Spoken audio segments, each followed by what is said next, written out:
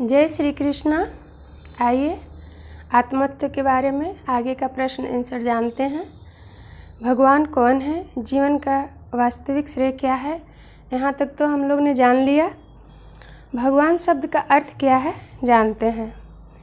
जिनमें सभी ऐश्वर्य, वीर, यश, श्री, ज्ञान, वैराग्य एवं 6 गुण पूर्णतः विद्यमान रहते हैं, उन्हीं को हम भगवान कहते हैं। और दूसरा नाम भगवान को आनंद है। भगवान में आनंद रहता है। सुख दुख तो आते जाता रहता है, सुखी कभी कोई हो सकता है, दुखी हो सकता है, पर भगवान पूर्णतः आनंद है। वह उनमें न कभी सुख होता, कभी न दुख होता। वह आनंद है, आनंदमय, हर समय आनंद रहते हैं।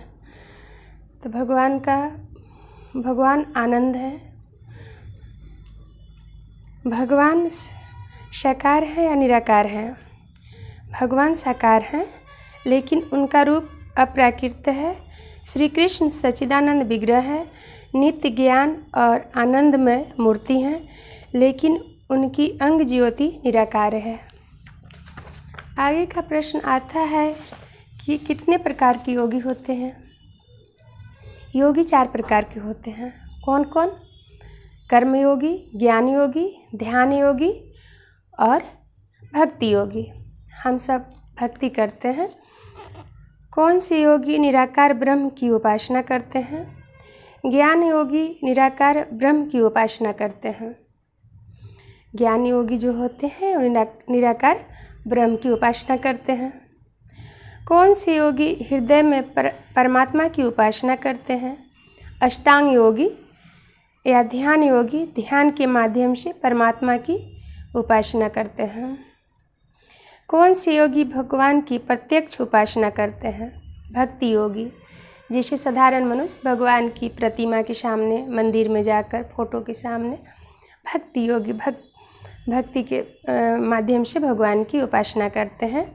भक्ति योगी भगवान की प्रत्यक्ष उपासना करते हैं। भगवान है, इसका प्रमाण क्या है? भगवान है ये सब हम तो जानते हैं, पर बहुत से ऐसे लोग हैं जिनको सवाल रहती है क्या है, भगवान कहाँ है, आपने देखा है? तो उनसे तो यही कहिए कि हम जब सांस ले रहे हैं इतने से ही है कि भगवान है। फिर भी उनके समझाने के लिए कि भगवान है या नहीं है, भगवान के अस्तित्व का प्रमाण जानने के लिए हमें शास्त्र की मदद लेनी चाहिए। अपनी वेद शास्त्र है, गीता है, भागवत है, इसके माध्यम से अगर हम अच्छे तरह से अध्ययन करते हैं तो हम दूसरे को भी जवाब दे सकते हैं और अपने आप को भी जवाब दे सकते हैं कि भगवान है। वास्तव में हमें ज्ञात होता है कि भगवान है। भगवान इस संपूर्ण ब्रह्मांड की सृष्टि, स्थिति और प्रलय के कारण है। उन्हीं ने सभी की सृष्टि की है। इष्टांत स्वरूप इस जगत में हम देखते हैं कि एक भवन का भी निर्माण अपने आप नहीं होता। भवन निर्माण के लिए अभियांत्रिक बुद्धि द्वारा भवन का निर्माण होता है। ठीक उसी तरह यह विश्व ब्रह्मांड स्वतः निर्मित नहीं हो जाता। सृष्टि के पीछे कोई है जो बुद्धि प्रदान करता है, जो इस विश्व ब्रह्मांड की सृष्टि करता है, वे ही भगवान हैं। हम सब हैं तो हमारे माता पिता हैं, हमारे माता पिता के भी माता पिता हैं, उनके भी माता पिता हैं। इसी तरह इस जगत को चलाने के लिए भगवान है। भारतवासी होने के नाते या हिंदू होने के नाते हमारा क्या दायित्व है, क्या उत्तरदायित्व है? हिंदू होने के नाते, भारतवासी होने के नाते हमारा कर्तव्य है कि इस उन्नत परमार्थिक ज्ञान को अपनाना और सभी विश्ववासियों को इसका दान करना तथा मनुष्य का यथार्थ कल्याण करना।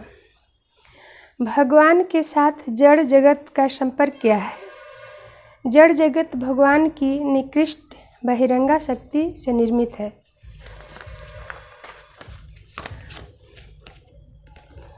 भगवान जड़ जगत की सृष्टि क्यों करते हैं? प्रश्न आता है कि भगवान इस जड़ जगत को क्यों बनाया है, उन्होंने इसे सृष्टि क्यों किया है? यह जड़ जगत सभी चिन्मय सृष्टि के एकांश और अवस्थित क्षुद्र गागर सदृश है, जो भगवान द्वारा प्रदत्त नियमों का उल्लंघन करते हैं उन्हें इस जड़ जगत में आना पड़ता है। यहाँ बहिरंगा शक्ति दुर्गा देवी जड़ जगत का रूप दुर्गा की देखभाल करती हैं और त्रिलाप क्लेश के द्वारा जीवों को सजा देकर शिक्षा प्रदान करती हैं।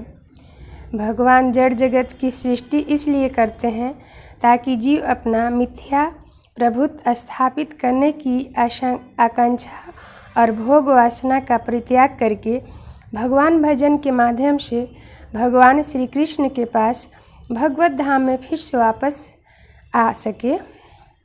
भगवान द्वारा सृष्ट जीव दुख और कष्ट क्यों प्राप्त करते हैं? प्रश्न ये आता है कि क्या भगवान हम लोग को कष्ट देते हैं? कोई माता पिता अपने बच्चे को कष्ट देते हैं तो भगवान द्वारा हम लोग को कष्ट क्यों मिलता है? आइए आंसर जानते हैं। इस जड़ जगत में दुख और कष्ट प्राप्त करने का कारण लोगों द्वारा परमेश्वर भगवान कृष्ण को विस्मृत करना है। रामायण में भी भगवान राम जी जब हनुमान जी आते हैं सीता जी की खोज करके तो वहाँ पर वर्णन है कि हम भगवान को भूल जाते हैं तभी हम लोग को दुख प्राप्त होती है। अगर सदा हम भगवान को याद करते रहेंगे तो हमारे जीवन में कभी दुख नहीं आएगा। आत्मा किस प्रकार प्रसन्नता प्राप्त करता है? जड़ जीव अपने नित्य शाश्वत प्रिय भगवान श्री कृष्ण के संग अपना खोया हुआ संपर्क पुनः स्थापित करके उसकी प्रेममय सेवा में अपने आप को नियुक्त कर लेता है, तब आत्मा प्रसन्नता प्राप्त करती है।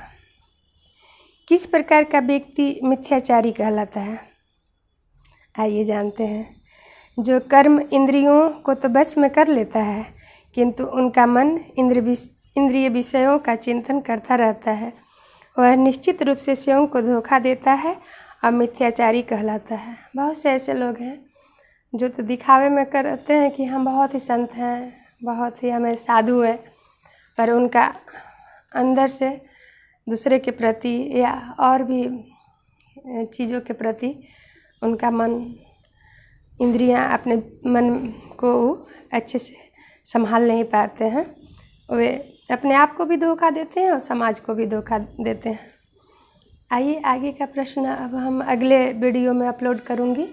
भगवान श्री कृष्ण कन्हैया के 2 लाइन भजन करते हैं और आप सब भी मिलके मेरे साथ करिए। श्री कृष्ण गोविंद हरे मुरारी, हे नाथ नारायण वासुदेव।